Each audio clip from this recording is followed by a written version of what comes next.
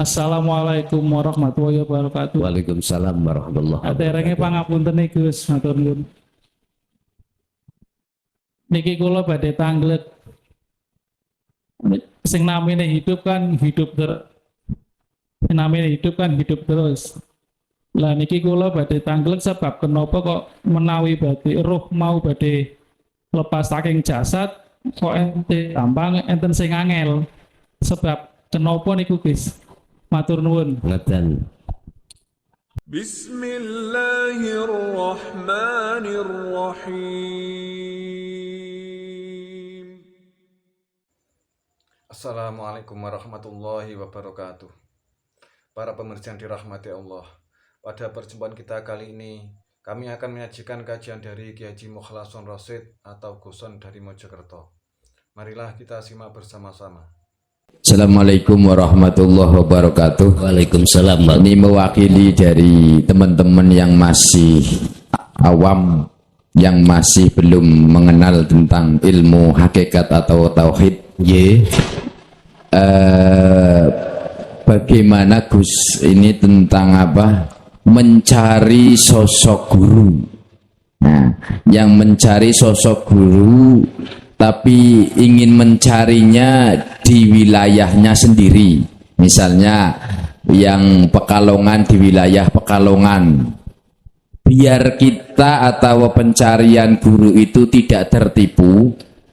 Ini yang saya kira guru akhirat ternyata bukan. Ini biar kita tidak tertipu bagaimana cara memilih guru akhirat itu Gus. Betul. Apa kita setiap kiai ngunjungi atau menghadiri pengajiannya, kalau yang tadi Gus bilang menyentuh hati apa ndak, atau dengan cara seperti itu Gus. Ini bagi yang belum mengenal tentang kehakikatan atau ketauhidan. Niku mawon saya nggolok. Assalamualaikum warahmatullahi wabarakatuh. Waalaikumsalam warahmatullahi wabarakatuh. Terima kasih Bapak.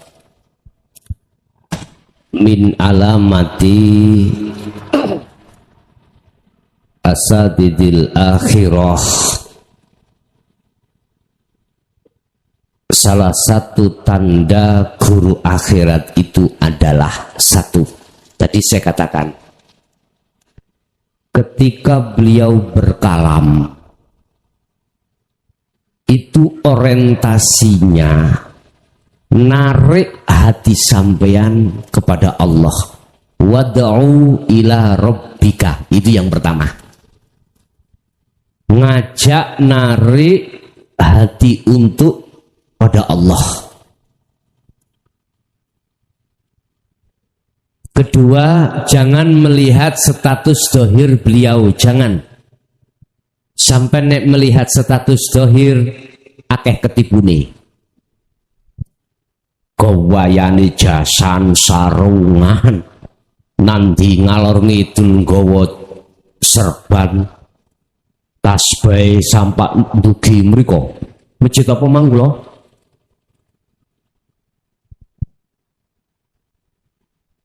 Ampun melihat, jangan sampai melihat status dohir. Sebab ada golongan wong apik ing mungguh menungso, tapi mungguh Allah. Yukhadi'unallaha walladina amanu, masih getingi Allah, masih bercinta terhadap selain Allah, ruhnya.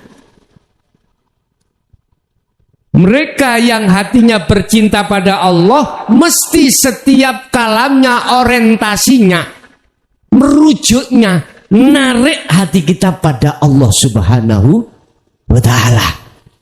Wes, satu. Dua, biar enggak ketipu sampean, apapun bentuk pembimbingannya, apapun bentuk ya usaha beliau-beliau untuk menciptakan hati kita itu menuju dan bertemu Allah, itu enggak ada tendensi finansial. Catat ini, catat. ketika beliau membimbing jenengan gak ono tendensi finansial. Ngerti finansial? Diregoni semene ora.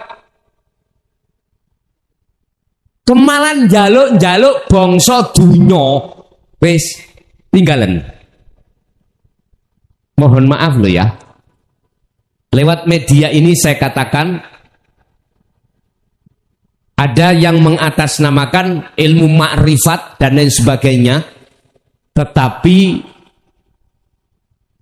di belakang itu ada maksud yang terselubung.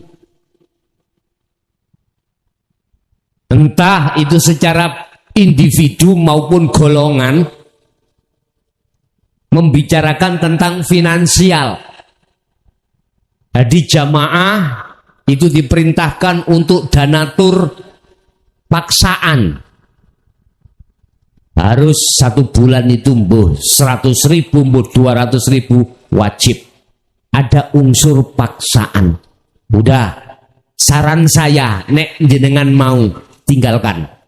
Sebab ilmu itu yang khusus menuju Allah, manakala ditukar dengan dunia dan seisinya menjadi intan milik Anda, nggak cukup. Oleh karena nggak cukup, maka Allah menghadiahkan. Wis, hadiah iku ono tendensi boten wonten. Beliau tidak pernah minta, tapi ketika saat diberi tidak pernah menolak. Paham maksud kula nggih? Beliau sang pembimbing yang kami sebut sebagai guru akhirat, hatinya tidak kena gebiarin dunya, bahkan sampai minta enggak. Bila mana ada sekelompok atau golongan yang mengatasnamakan belajar ilmu makrifat kok yo bicara finansial, mohon maaf, bahkan memaksa terhadap para jamaah, saran saya, Anda telah tertipu. Wis, ilmunya sama ilmunya, arahnya menuju Allah sama. Tetapi sadar dan tidak sadar panjenengan bahwasanya itu dijadikan oleh mereka untuk menggali sumurnya sendiri. Sebab nyun sewu, bila mana ilmu, ajaran, materi, walaupun makrifat itu bisa dipelajari, sakit, buahnya adalah faham. Tapi manakala belum diamalkan sampai ke musyahadah makrifat Allah, mesti seperti itu. Mesti ujung-ujungnya duit. Nah itu dah. Ujung-ujungnya seperti itu, Bapak Ibu. Mohon maaf sekali lagi, saya tidak mengurangi rasa hormat. Lekas sudahi dulurku, saudaraku. Karena itu sama halnya kau telah menggali sumurmu sendiri. Suatu saat akan tenggelam di dalam. Itu es tua. Yuhjibuhum biilmihim wa yuhjibuhum biibadatihim. Itu nanti akan menjadi hijabmu yang tebal, menutup, makanya disebut barzakhun, dinding yang amat tebal yang menutupi antara ruh dengan Allah. Yaitu hati-hati.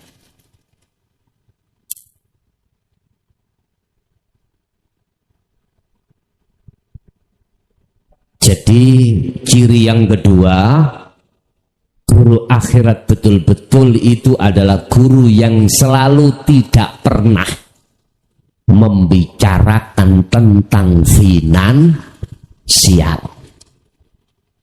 Terakhir, Ciri guru itu, terakhir ya, ciri guru itu mesti kakak memberikan pengampunan terhadap kita apabila kita melakukan satu kesalahan. Itu pasti. Membikin pengampunan terhadap kita manakala kita melakukan satu kesalahan. Akhirnya dengan kesalahan itu dijadikan sebagai pengalaman untuk tidak melakukan kesalahan berikutnya. Itu pasti, Pak. Beda ambek guru dunia. Sing sugih mesti dibolok, sing kere gak direken. Biasane ngotan. Masalahnya kula dhewe ya pernah dadi guru dunia. Sing sugih iku Pak dijunjung-junjung. Sing gak duwe gak direken. Estu ana tamu ngono takon nggawa montor ah. Oh enggak, kok beda pancal jarno ae. Karena apa? Saya sebagai guru dunia itu mesti menghambakan diri saya terhadap dunia. Itu otomatis gampang. Teng mriku kuncine pokoknya jejelono duit akeh, disayang sampean. Tapi nek gak patek jejeli, wah gak disopo sampean. Karena memang saya penghambaannya terhadap duniawiya. Beda kalau guru akhirat, penghambaannya dia terhadap hanya pada hidup. Yang hidup itu di dalamnya dan di luarnya. Kalau boleh saya katakan, Allah yang memiliki wujud itu antara saya dengan panjenengan, di tengah-tengah inilah Allah. Yang Anda laisa kamislihi syai'un, tidak bisa menyerupakan dengan sesuatu apapun.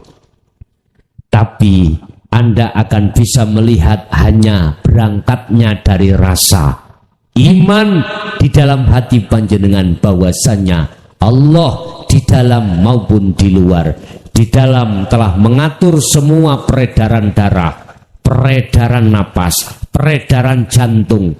Allah di luar telah menggerakkan air ini, menggerakkan jenengan seluruh makhluk alam semesta.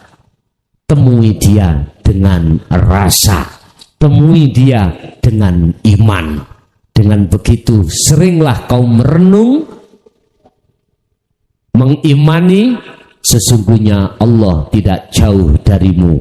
Wa nahnu aqrabu ilaihi min hablil warid. Kata Allah, aku lebih dekat daripada urat nadi. Jadi Bapak, untuk mengetahui di setiap kabupaten itu mesti ada orangnya seperti itu. Pokoknya jangan melihat status. Mudah saja jenengan saring dengan kalam-kalamnya. Manakala kalamnya menghantarkan hatimu, mendidik hatimu pada Allah, udah bergurulah terhadap beliau. Sampai Rasulullah dawuh, utlubul ilma walau bisin. Carilah ilmu itu. Apabila ilmu itu adanya ada di negeri Cina, maka berangkatlah ke negara Cina. Bahasa isyarah hadis itu artinya Cina itu undang-undangnya adalah komunis. Artinya walaupun orang yang dianggap orang jelek oleh orang lain, dibenci sak kampung, tapi bila mana ilmu itu ada pada hati beliau, maka bergurulah pada beliau. Ojo ngereken omongane wong liya. Bahasa Indonesia ini apa? Jangan hiraukan omongan orang lain. Pokoknya yang paling mudah adalah kalamnya itu menyentuh dalam hatimu mengajak ke Allah. Kedua, gak ngomong babakan finansial. Wis cukup iku dok. Oke, ada lagi, monggo.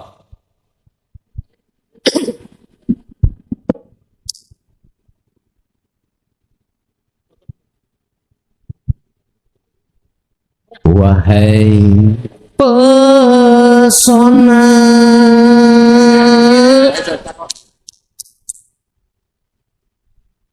monggo Bu. Assalamualaikum warahmatullahi wabarakatuh. Waalaikumsalam warahmatullahi wabarakatuh. Maaf Gus, mau tanya, gimana sih seseorang yang sudah mencapai kemakrifatan? Apakah seseorang yang sudah mendapatkan suatu kedamaian, ketentraman, dan sampai mencapai rasa kenikmatan sewaktu mengingat Allah, itu bisa dikatakan sudah makrifat? Aku mohon penjelasannya, dan atas semua penjelasannya kami ucapkan terima kasih. Wassalamualaikum warahmatullahi wabarakatuh. Waalaikumsalam warahmatullahi wabarakatuh. Tanda-tanda orang yang sudah makrifat pada Allah, kenal dan bertemu Allah. Wa ammal arifuna la yarawna li anfusihim syai'an. Mungkin bisa dibuka di dalam kitab Sarah Hikam atau Hikam. Bal yusahiduna annal fa'ila huwallahu ta'ala. Sederhana sekali. Orang-orang yang sudah dikatakan makrifat pada Allah, salah satu tandanya adalah hatinya sudah tidak mengakui sesuatu yang terjadi pada dirinya atau orang lain sumbernya dari makhluk. Contoh niki, jenengan ngaji, berdakwah, jenengan sholat, jenengan aktivitas apapun, iki yang bersentuhan langsung terhadap diri jenengan. Hati jenengan tidak pernah mengakui bahwasanya munculnya perkara pada diri jenengan itu bersumber dari diri jenengan. Artinya panjenengan tidak ngaku. Satu. Bal yusyahiduna annal fa'ilah wallahu ta'ala. Nomor dua,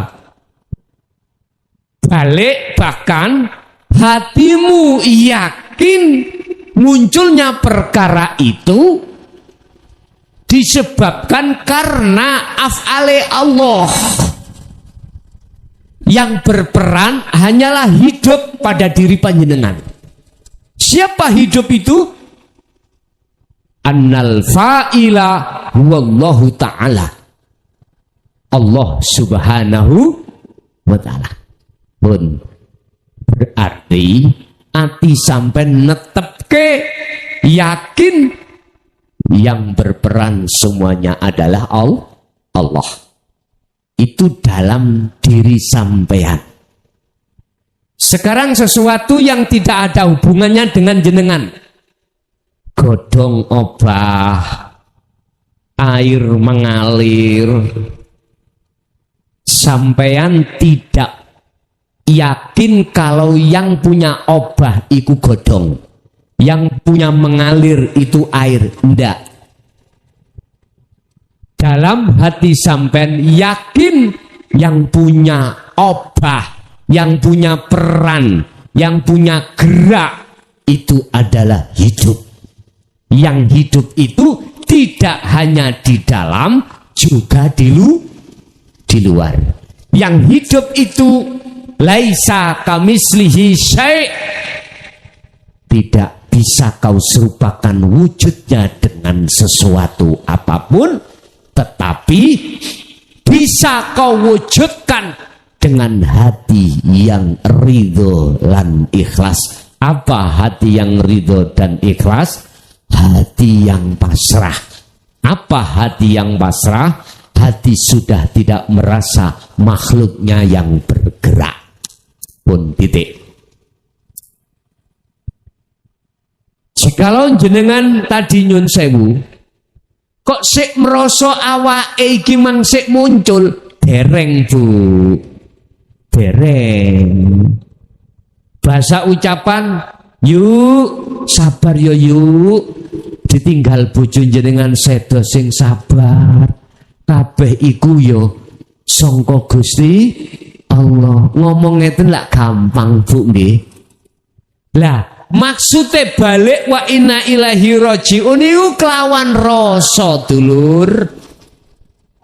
Kelawan iman, nek ucapan iki mang adalah masih sebatas ilmu untuk menghantarkan ruh bisa kembali pada Allah. Lah, ruh kembali kepada Allah hanya lewat iman atau rasa. Kalau tidak lewat itu, mboten saged, pintunya ada di situ, Pak Bu.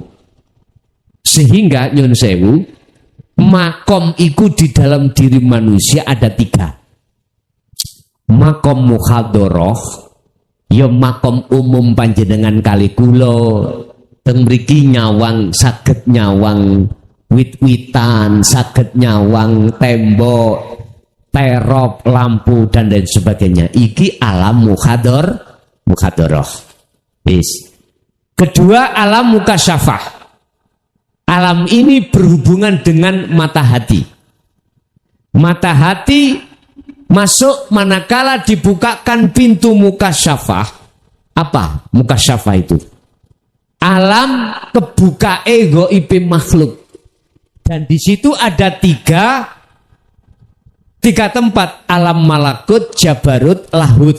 Artinya orang lain tidak bisa melihat malaikat, kita bisa.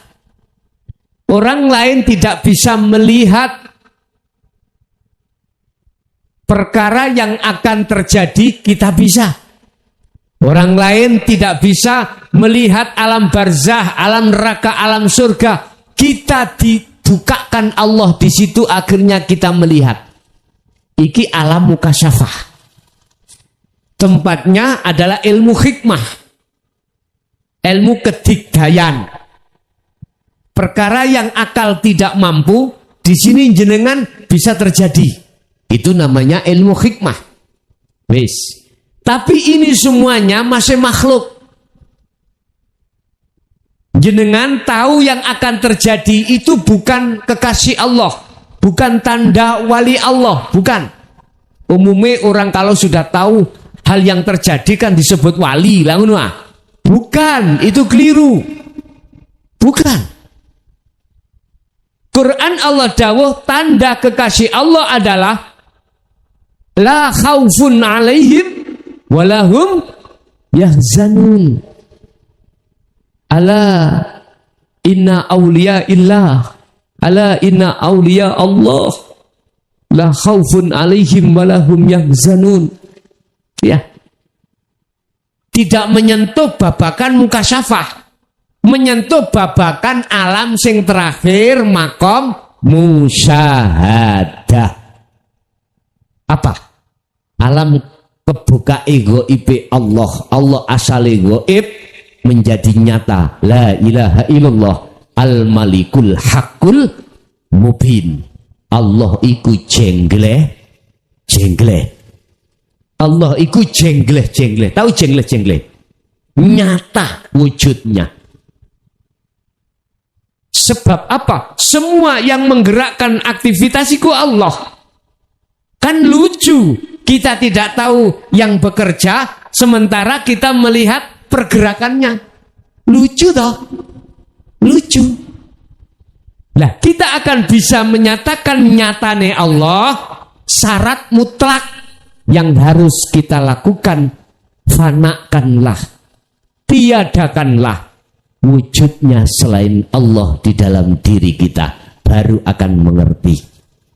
Jadi Bapak Ibu khususnya yang tanya tadi, tanda makrifat Allah itu jenengan wis gak pernah gak ngaku-ngaku makhluke yang berperan, tapi hidup itu yang berperan. Mudah saja tong mriku.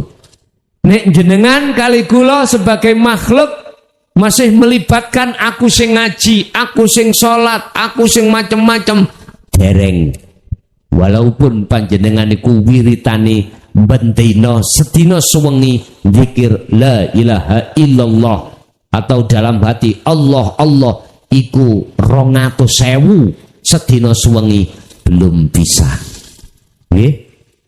Belum dikatakan sudah makrifat pada Allah. Tapi jikalau masih di alam mukasyafah, makom mukasyafah saya percaya. Tapi kalau ke musyahadah belum, sebab kemarifatan pada Allah itu di musyahadah. Nggih. Ada lagi, monggo. Assalamualaikum warahmatullahi wabarakatuh. Waalaikumsalam warahmatullahi wabarakatuh. Aderenge pangapunten nih Gus, matur nuwun. Niki kula badhe tanglet. Sing namine hidup kan hidup sing namine hidup kan hidup terus. Lah niki kula badhe tanglet sebab kenapa kok menawi badhe roh mau badhe lepas saking jasad kok ente gampang enten sing angel. Sebab kenapa niku Gus? Matur nuwun. Ngeten. Bapak Ibu hadirin jamaah rahimakumullah. Andai kata saya mencintai seorang wanita, cinta saya sekonyong kotor. Tatkala wanita itu meninggalkan saya, sedih enggak saya? Sedih. Sedih. Tatkala suami panjenengan yang panjenengan cintai mau meninggalkan panjenengan, susah enggak jenengan? Susah. Mengapa ruh ketika saat idza jaa ajaluhum la yastaqdimuna sa'ah wa la yastakhirun dalam kurung naza iku kok angel sebab ketok-ketok apa sing den cintai waktu ono alam dunya selain Allah. Wis, iki jawabannya hanya di sini. Karena hatiku mencintai selain Allah. Ya apa anak bojoku sik ayu, anakku sik cilik-cilik sapa kok sing biayai. Ya apa jabataku, ya apa bintang teluku, bintang pitu puyer lho Pak. Wis, semua apa yang kita jadikan sebagai kekasih hatiku hubus syahawah iku sing gandoli. Tapi bagi kekasih Allah, kata Rasulullah, kalbargi, kembalinya seperti kilat. Karena apa? Karena dia akan menyatakan tidak hanya cinta secara batiniah saja, tetapi akan bertemu secara zahiriah. Lah, coba laksana gini. Ada seorang wanita Syiah katakanlah, itu pacaran dengan saya. Dia mengatakan, Mukhlason, besok tak tunggu di alun-alun Pekalongan. Gopoh budal apa mboten kula? Wah, gopoh budal, Pak. Isok-isok misalkan saya tunggu jam 9. Bisa-bisa saya datang itu tidak sampai jam 9. Budal Pak, nyun sewu berai Pak. Bengesan, beberan. Wes sawe nanggone kaca. Mergae apa? Karena apa? Karena saya mau bertemu sang kekasih.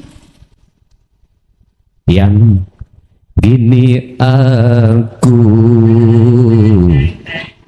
kekasihmu yang dahulu. Iku syair ngono iku iso dige ngaji kan. Ngabluk ae. Saged dige ngaji. Lho nggih, Pak.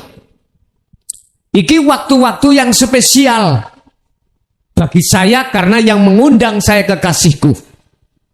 Allah mengundang sampean lewat sholat. Allah mengundang sampean lewat makan bentuke lapar. Allah mengundang sampean tidur bentuke ngantuk. Allah mengundang sampean iku nyun sewu beol mules-mules. Sampean akan menikmati semua apa yang dihidangkan Allah sebagai thariqah jalan untuk bertemu Allah di situ dengan hati tatmainnul qulub, dengan hati senang gembira, riang gembira. Karena apa? Ala bidzikrillahi tatmainnul qulub. Karena hati selalu disibukkan untuk mengingat pada Allah. Sadar dan menyadari semua itu karena Allah, itu kekasih panjenengan. Jadi itu para kekasih. Cuman yang sampai tanyakan adalah mungsuhi Allah, yukhati'unallaha itu tadi. Apa? Mengkhianati Allah dengan bentuk hati saya selingkuh bercinta terhadap hubus syahwat. Gini ku wangel Pak. Angel. Makanya sampean titenilah wong sing golongan teng mriku perkara mati walaupun yakin itu mesti terjadi, mboten pingin. Masiot sampai umur 90 tahun, ya ora kepingin mati. Tapi bagaimana beliau-beliau yang Allahnya sudah menjadi kekasihnya, rindu Pak, menunggu hari kematian, rindu.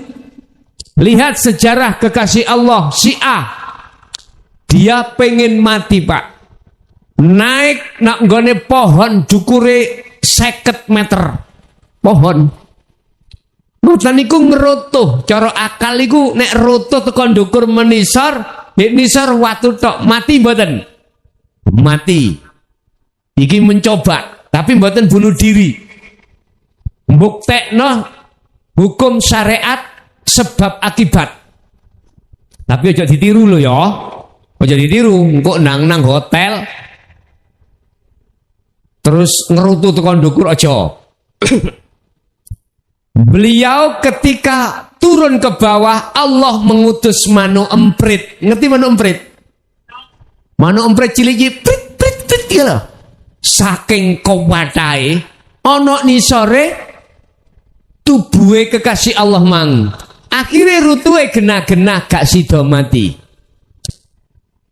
Kemudian mendengarkan kabar satu negara atau kerajaan di mana sang raja itu punya seorang anak perempuan yang cantiknya luar biasa, tapi tidak ada yang berani untuk menikahi. Karena apa?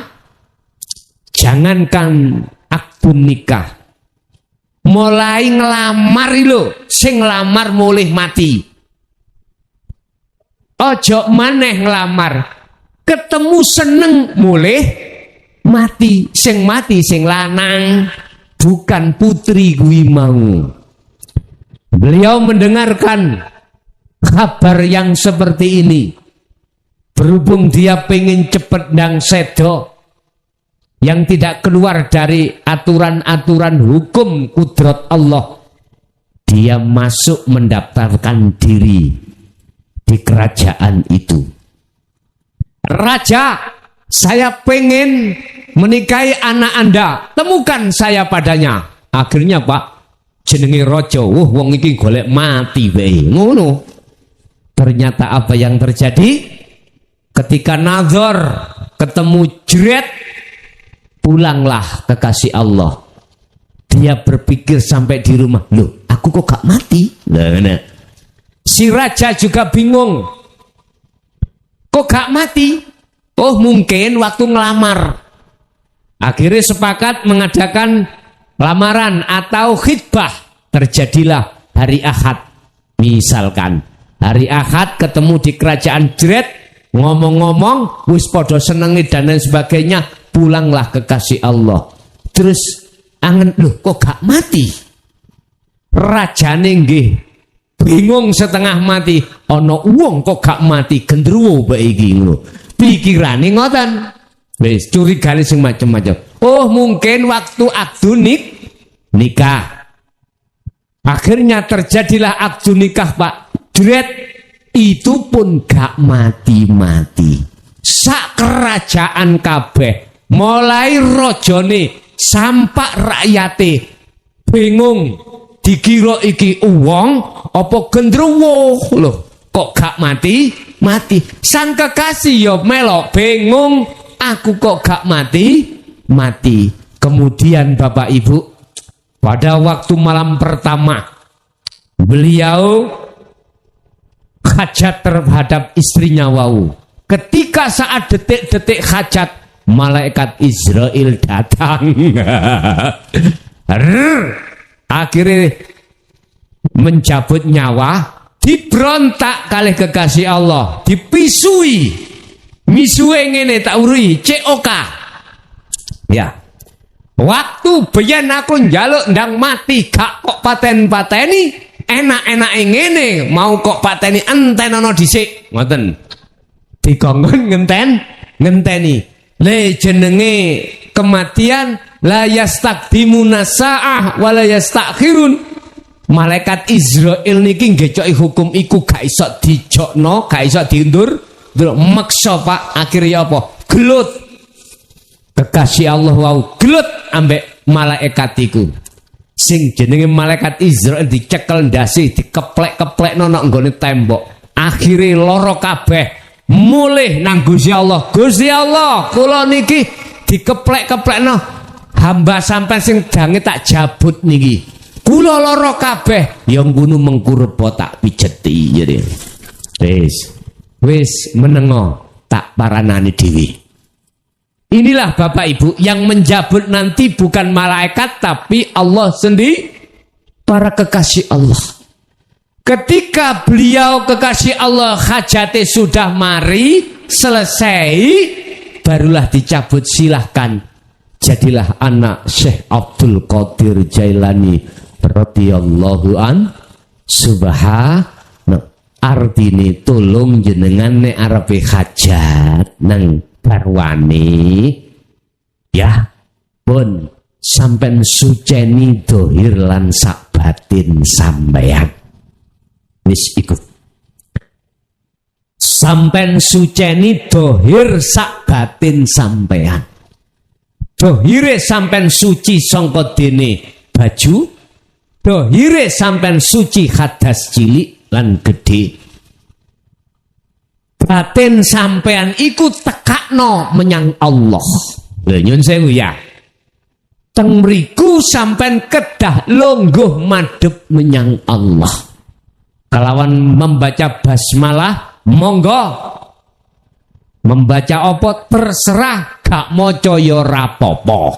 Sing penting ati sampean dunung menyang Allah. Wis tah, kula yakin inilah yang akan menciptakan awaladin solihin yad'ulah tembriki.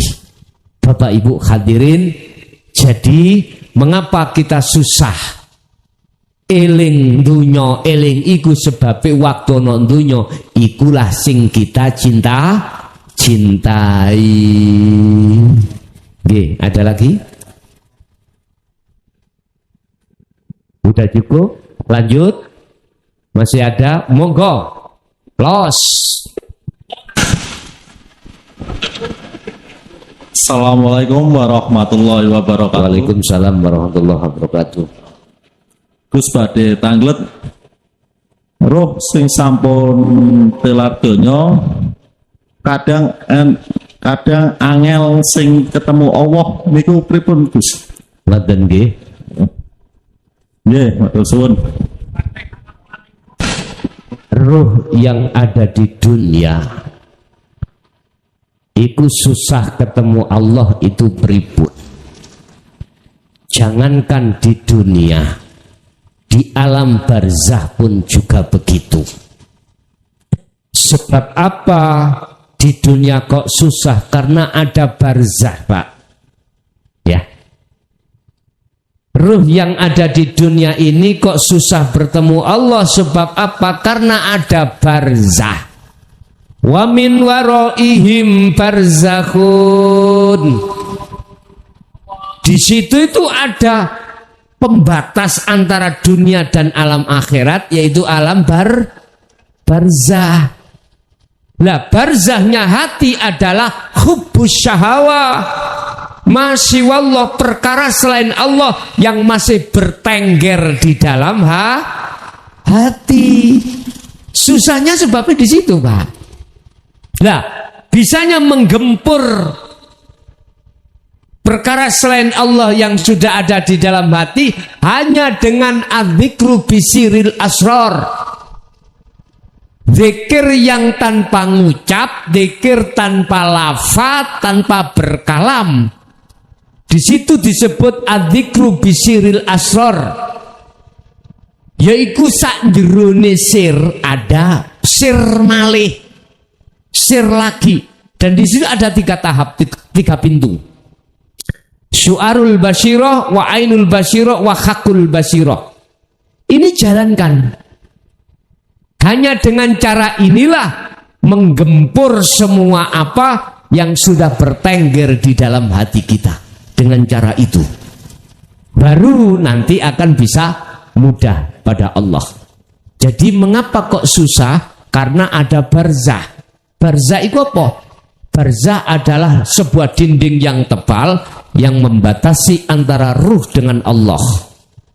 Itulah masyiwallah. Bahasa lain Quran masyiwallah, hubbus syahawah. Ini harus kita gempur terlebih dahulu. Makanya mengapa di dalam kalimat tauhid la ilaha illallah, la ilaha itu ada perintah nafi membersihkan, terus ilallah ada isbat menetapkan. Ya di situ dalam hati panjenengan kali kula asal muasaliku gak ono selain Allah. Bosok akil balik baru klebon selain Allah. Makanya disuruh untuk membersihkan dulu baru bisa bertemu Allah. Baju yang kotor yang sudah kita pakai baunya juga tidak enak alias nggak sedap akan bisa masuk almari dan berbau wangi manakala harus dicuci terlebih dahulu dicuci atau dibersihkan, kita PP, kita setrika, kita kasih minyak, barulah masuk di dalam lemari. Begitu ceritanya. Oke, ada lagi. Gus, satu lagi saya, Gus. Monggo. Ini di desa saya sedang musim maling, Gus. Maling. Ya, Pencuri. Bahasa Inggris Indonesia. Lagi musim maling. Lah ini sebagai kepala desa, atau perangkat desa, apa yang harus dilakukan biar antara syariatnya dan hakikatnya ini terbawa? Karena apa? Sudah dibentuk tiap tim ronda, sudah tiap gang ada, tapi masih juga kemalingan, Gus. Iya, gitu loh, Gus. Apa nanti dari bahasanya biar yang saya lihat sepertinya masyarakat harus memiliki ilmu tauhid atau ilmu hakikat itu, Gus. Jadi yang saya tanyakan, satu, untuk masyarakatnya itu sendiri harus bagaimana, untuk pemerintahan desanya itu harus bagaimana, gitu, Gus. Matur nuwun. Jikalau kau ingin mendapatkan domba, maka serigala harus berbulu domba. Jikalau kau ingin menangkap maling, kau harus jadi maling. Lah iya, Pak. Iku pekerjaannya Intel di situ. Jenengan harus awor dengan maling. Kesimpulannya, maling kan penyakit. Nek penyakit iki dioperasi, ditokno, ya kan sing kemalingan. Lah terus penyakit itu wonten jero napa wonten jaba? Wonten jero. Lah ngoten nggih. Sing susah itu kan ngoperasi penyakit sing ono jero. Leren edel-edel, tapi penyakit sing wonten jaba ngeten iki mudah hilangane. Artinya menurut ilmu polisi saya, malingnya wong jero dhewe. Wong dikeki rono. Malingnya kadang-kadang ya dadi hansip. Iso uga. Iki golekane wangel ngeten iki. Sebab ngene, Pak. Umpama saya desa luar mau masuk desa itu, saya nggak berani, Pak. Kalau nggak ada jalan, kalau nggak ada petunjuk, iki maling ngawur ini jenenge. Mesti ada dom, ngerti dom sampean? Ada spionnya di dalamnya itu, yang menggambar dan lain sebagainya, yang mengeksekusi saya berani. Kondisi situasinya pasti tahu saya. Taunya dari apa? Dari spion itu yang ada di dalam. Aman bro, aman. Hansip wis ngantuk. Aman mas. Kecolongan lah kita. Wis. Bapak Ibu, pertanyaannya tadi, untuk mengatasi hal seperti itu bagaimana? Warganya yang harus bagaimana? Aparatur desa ya bagaimana? Wis. Ini ada dua kacamata. Satu kacamata syariat, dua kacamata hakikat. Kacamata syariat bagaimana? Bentuk jenengan kali kula ada pos-pos penjagaan. Itu bentuk syariat. Lah, ini tidak bisa dilakukan oleh aparatur desa tok. Harus melibatkan warga. Dijadwal. Tapi mang jawab wis dijogo sik kemalingan. Berarti maling iku tenguk-tenguk ana jero iki. Wis. Kacamata syariat harus seperti itu. Bila mana sampean pingin menemukan siapa yang maling itu, sampean harus jadi maling. Artinya harus awor dadi maling yang sampean terkowau. Gak usah sampean tuduh, gak usah sampean tanya, cuman sampean sebagai intelijen kudu ngomong, Cak. Ngene iki aku gak ndek dhuwit, ngene iki ono barang-barang sing ono Lho sampean aja ngaku nuduh wong iku sing maling, aja. Sampean harus ngetes dulu. Tunjukkan sampean kalau sampean kepingin dadi maling, nanti akan tahu. Iki ilmu intelijen ngoten apa, Bu? Seperti itu. Makanya yang namanya serigala pingin mendapatkan domba, serigala harus berbulu domba baru dapat. Wis, itu kacamata syariat. Wis. Kacamata hakikat bagaimana? Ini sampean buka nanggone surah apa niku kula supe ya. Allah mengatakan, aku tidak akan mengubah nasib sebuah kaum manakala kaum itu tidak mengubah dirinya sendiri. Aku tidak akan selamanya mencabut keberkahan di dalam satu kaum itu manakala kaum itu beriman padaku. Berarti maksudnya kaum itu manakala tidak beriman padaku, maka keberkahannya itu akan dicabut oleh Allah. Secara kacamata hakikat, masyarakat ini tidak cukup kita itu berlaku tentang syariah saja di dalam ibadatul jawareh jasad ini, enggak cukup. Kita harus juga berlaku ruh ditoto juga. Berarti kelakuane ati yo ditoto pisan. Lah notone kelakuan Nabi berarti harus memakai hukum hakikat yang telah diajarkan oleh Rasulullah Shallallahu Alaihi Wasallam. Wonten mriku nek panjenengan iki pengen ada keseimbangan antara hukum syariah dan hakikat, antara hukum zahir dan batin, ada di situ. Bahasane wong ikhtiar usaha banjur ngunu pasrah tawakal menyang Gusti Allah. Wonten mriku. Nggih, ada lagi.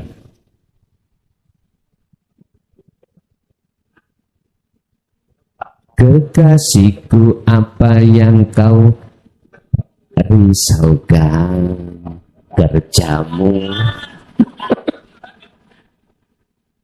buat apa?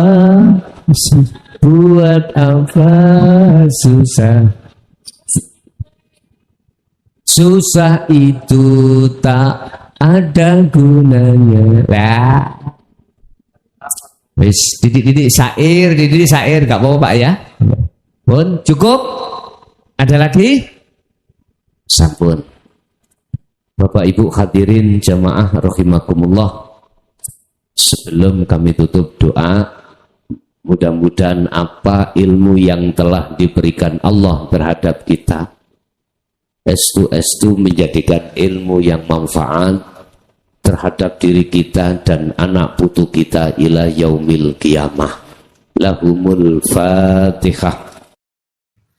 Alhamdulillah telah kita simak bersama kajian dari Kiai Haji Mukhlason Rosyid, pengasuh Pondok Pesantren Miftahul Ulum Jaya Baru, yang tepatnya beralamat di Jalan Perjuangan, Dusun Glonggongan, Desa Sumbertebu, Kecamatan Bangsal, Kabupaten Mojokerto, Jawa Timur, yang menekankan pendidikan holistik yang fokus pada ilmu tauhid dan tasawuf. Beliau juga menekankan pentingnya mempelajari Islam secara mendalam, tidak hanya aspek lahiriah saja, tetapi juga secara batiniah. Beliau juga mengajak para pendengarnya untuk mempelajari Islam tidak hanya secara tekstual saja, tapi juga memaknainya secara spiritual. Semoga kajian-kajian dari beliau bisa kita petik hikmah dan manfaatnya, sehingga membawa keberkahan kepada kita di dunia dan akhirat. Amin ya rabbal alamin. Akhirul kalam, wassalamualaikum warahmatullahi wabarakatuh.